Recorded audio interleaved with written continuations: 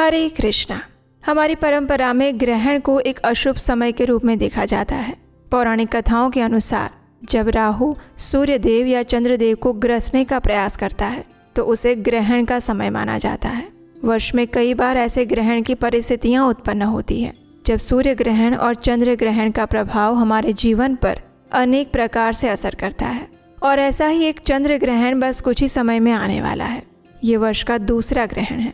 तो चलिए आज के इस वीडियो में जानते हैं कि इस बार चंद्र ग्रहण कौन से दिन आ रहा है, इस दिन के सूतक काल के नियम और समय क्या रहेंगे।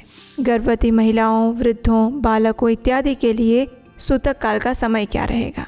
चंद्र ग्रहण की समाप्ति कब होगी और इस दिन होली का दिन है तो होली का दहन कब किया जाएगा। इन सभी विषयों पर आज हम बात करेंगे। तो चलिए आज का चंद्र ग्रहण कब है ये विशेष वीडियो आरंभ करते हैं। इस बार आने वाला चंद्र ग्रहण लग रहा है 3 मार्च 2026 मंगलवार के दिन। ये फाल्गुन मास की पूर्णिमा के अवसर पर आने वाला पूर्ण चंद्र ग्रहण है और इस वजह से ग्रहण के चरम समय के दौरान चंद्रमा पृथ्वी की छाया से पूर्ण रूप से ढक जाएंगे। छाया के भीतर स्थित चंद्रमा का भाग मात्र पृथ्वी के वायुमंडल से अपवर्तित सूर्य के प्रकाश से ही प्रकाशित होगा और ये लाल रंग का दिखाई देगा और इसीलिए इस बार के चंद्र ग्रहण को ब्लड मून भी कहा जा रहा है। इस बार के चंद्र ग्रहण की पूर्ण अवधि 57 मिनट 27 सेकंड की रहेगी और ये चंद्र ग्रहण भारत सहित अनेक देशों में दिखाई देने वाला है। इस बार का चंद्र ग्रहण लगेगा पूर्वी एशियाई, दक्षिण पूर्वी एशिया, ऑस्ट्रेलिया, प्रशांत महासागर और उत्तर अमेरिका के अधिकांश हिस्सों के साथ साथ दक्षिण अमेरिका के कुछ उत्तरी क्षेत्रों में भी ये चंद्र ग्रहण दिखाई देगा। अगर भारत की बात की जाए तो पूर्वी और उत्तर पूर्वी भारत के कुछ हिस्सों में पूर्ण चंद्र ग्रहण दिखाई देगा और भारत के अधिकांश हिस्सों में आंशिक चंद्र ग्रहण दिखाई देगा, जबकि पश्चिमी भारत में उपछाया चंद्र ग्रहण ही दिखाई देगा, यानी कि उस स्थान पर चंद्र ग्रहण समाप्त होने के बाद चंद्र उदय होने वाला है।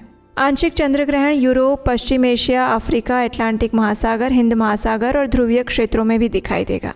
सिर्फ मध्य अफ्रीका के कुछ क्षेत्रों और आसपास के विस्तारों में ग्रहण नहीं दिखाई देगा क्योंकि ग्रहण के दौरान चंद्रमा क्षितिज के नीचे उतर जाएंगे। तो इस प्रकार से इस बार का जो चंद्र ग्रहण है वो सभी जगह पर दिखाई दे रहा है और इसलिए भारत में भी सभी जगह पर इसके सूतक काल के नियम लागू होने वाले हैं। तो इसलिए ध्यान रहे, इस बार के चंद्र ग्रहण में हमें हर प्रकार की सावधानियां बरतनी होगी। इस बार जो चंद्र ग्रहण लग रहा है उसमें सूतक का समय शुरू हो जाएगा सुबह 9:39 से और ये सूतक समाप्त होगा शाम 6:46 पर। सूतक काल वो समय होता है जब चंद्र ग्रहण या सूर्य ग्रहण लगने से 9 घंटे पहले का समय माना जाता है और वो अत्यंत अशुभ काल होता है। उस समय के अंदर कोई भी शुभ मांगलिक कार्य नहीं किए जाते हैं। इस समय के दौरान अधिक से अधिक भगवान के पवित्र नामों का जप किया जाता है, दान दिया जाता है। सूतक काल के दौरान किसी भी प्रकार का भोजन नहीं बनाया जाता है और खाया भी नहीं जाता है।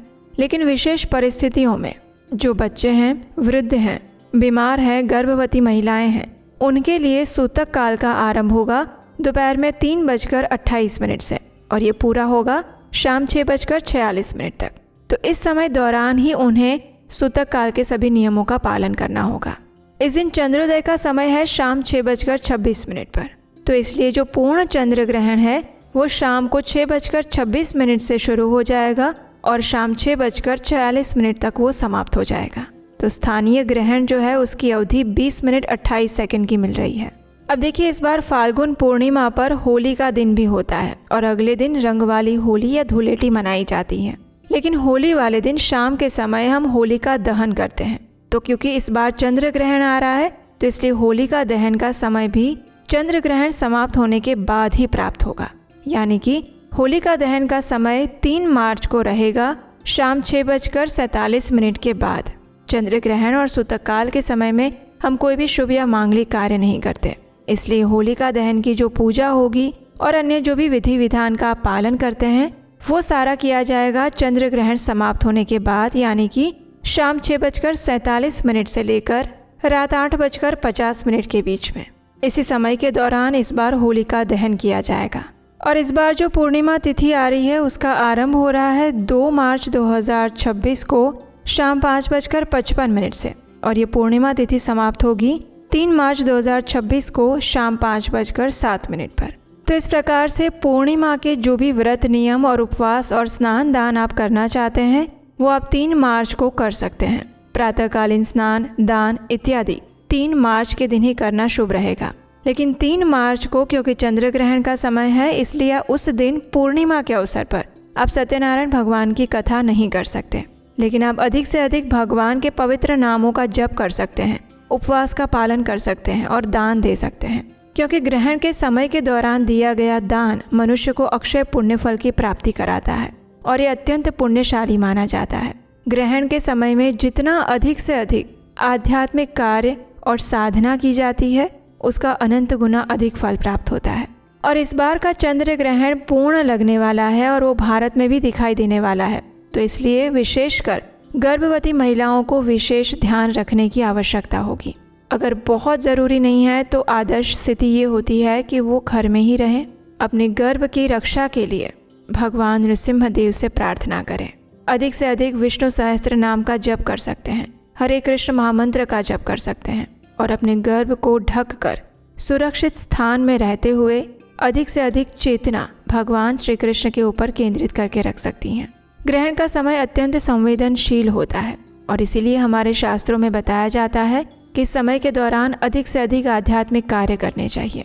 इस ग्रहण के समय में मंदिर के पट भी बंद हो जाते हैं, भगवान के दर्शन नहीं होते हैं और जब सूतक काल समाप्त होता है तो उसके बाद संपूर्ण रूप से स्वच्छता के साथ फिर से सभी कार्य आरंभ किए जाते हैं। चंद्र ग्रहण के समय में जब सूतक काल चल रहा हो उस समय में हर प्रकार के भोजन पदार्थों में तुलसी पत्र या कुशा घास रख दी जाती है।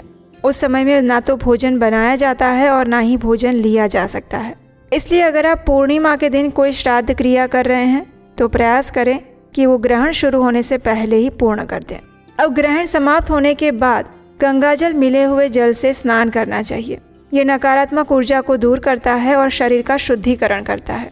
इसके साथ ही ग्रहण समाप्त होने के बाद संपूर्ण घर में गंगाजल युक्त पानी का छिड़काव कर दें। मंदिर की सफाई करें, भगवान की पूजा अर्चना करें, रसोई घर को सबसे पहले साफ करें, संपूर्ण रसोई घर को गंगाजल से स्वच्छ करें, पुराने पानी के भरे हुए बर्तन को खाली करके नया और स्वच्छ पानी भरें। और अगर ऐसे कोई भोज्य पदार्थ है जो आपने ग्रहण काल से पहले बनाए थे और उसमें तुलसी पत्र या कुशा घास नहीं रखी हुई थी तो उसका त्याग कर दें। भगवान के लिए हर प्रकार की शुद्धता और स्वच्छता करने के बाद सात्विक भोग बनाएं और उन्हें अर्पित करें। इस चंद्र ग्रहण में भी कुछ विशेष नियमों का हमें पालन करना होगा।